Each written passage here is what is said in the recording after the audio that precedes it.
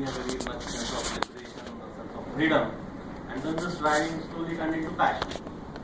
And then I applied for a few records, a book of records, and they fortunately accepted my application.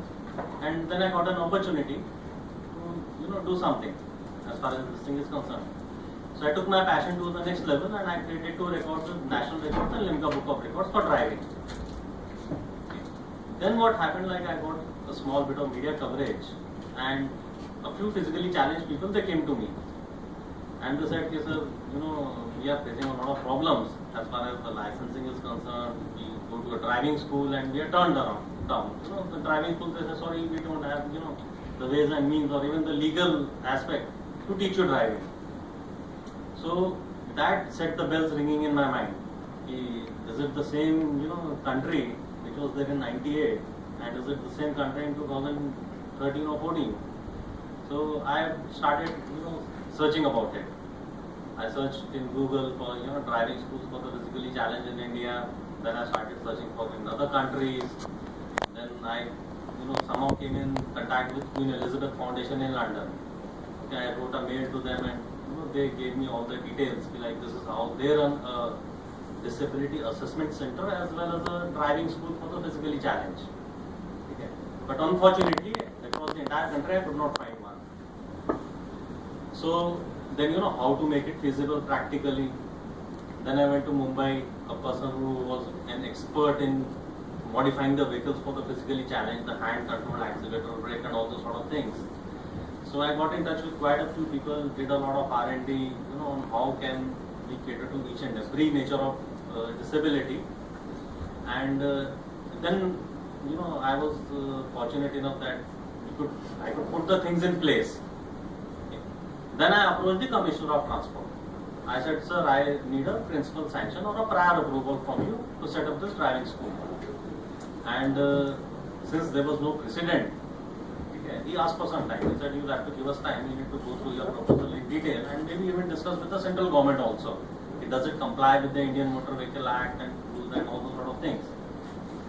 So finally, I think after 22 visits to the RTO office and approximately 15 visits to the Commissioner office, the driving school was established in June last year. And this was India's first driving school exclusively for the physically challenged people using modified customized cars. Now, everybody is talking about Accessible India campaign. Yeah, that's a very good initiative.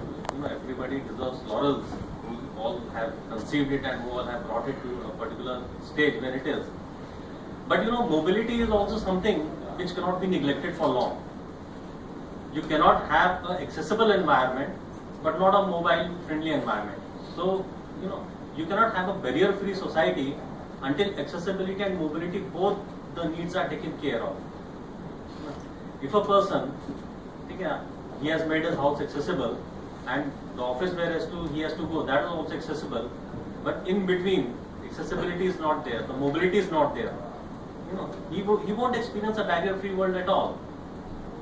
And the laws, the rules, the regulations, they are so, draconian, you can say, and it won't be wrong to term them as inhuman.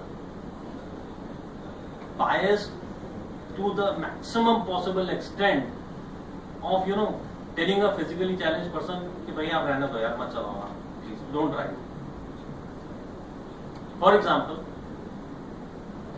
if any one of you, wants to drive, wants to learn driving, so he has to first go and apply for a learning license. You go and apply for a learning license, उसके बाद आप कोई driving school join कर लेंगे, driving सीख लेंगे, then you get a permanent license. And उसके बाद if you want to buy a scooter, car, whatever, any point of time, 5 years, 10 years later down the line, you can buy it. Okay. For a physically challenged person, the guidelines were, when you go to apply for a learning license, you have to buy a vehicle in your own name, it should be modified, the RTO should be satisfied that Mr. Harish Kumar will be driving this vehicle, and when you ask them a question, sir, who will teach me driving? A big question mark. That you have to manage on your own because there is no driving school. Okay.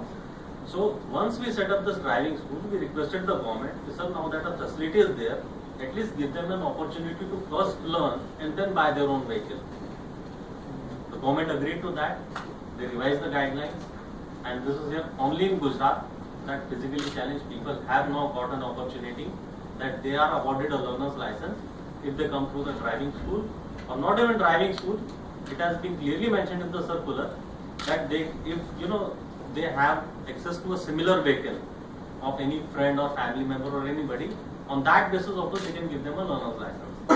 That's a very, very big achievement as far as this particular changes the law is concerned. But still, a lot needs to be done, because now as far as